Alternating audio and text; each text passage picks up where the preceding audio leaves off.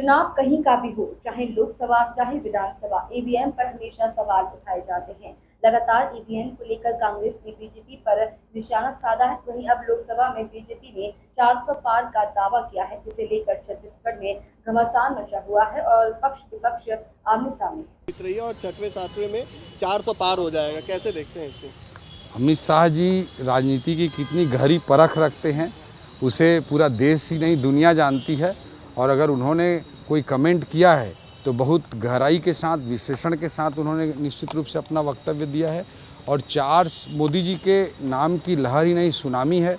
और निश्चित रूप से मैं मानता हूँ कि पूरे देश की जनता जनार्दन और छत्तीसगढ़ की जनता जनार्दन भारत को विकसित राष्ट्र बनाने के लिए, भारत की सीमाओं की सुरक्षा के लिए, दुनिया के नक्शे पर भारत को मजबूत राष्ट्र के रूप में स्थापित करने के लिए 400 पार के आशीर्वाद के साथ नरेंद्र मोदी जी को नवाजेंगे। तो सब इंस्पेक्टर और पीएससी चरण में और 6 चरण के 7 चरण के बाद 400 पार रहेगा।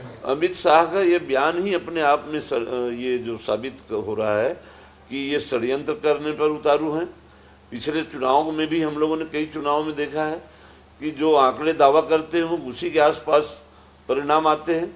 इसका मतलब ये है कि जो आज आरोप है, सारे लोगों का आरोप है कि ईवीएम मशीन में गड़बड़ी की जाती है, इसमें मतगणना में गड़बड़ी की जाती है, तो ये अपने आप में साबित होता है।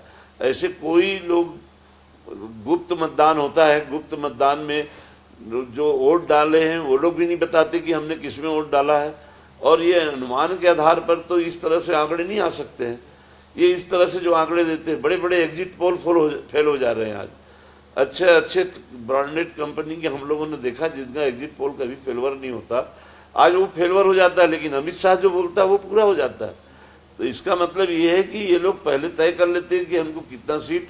आज भी जो ये लोग दावा कर रहे हैं बार बार 400 के पार, 400 के पार, अभी हम 370 तक पहुंच गए हैं, हम 400 पार तक पहुंच जाएंगे।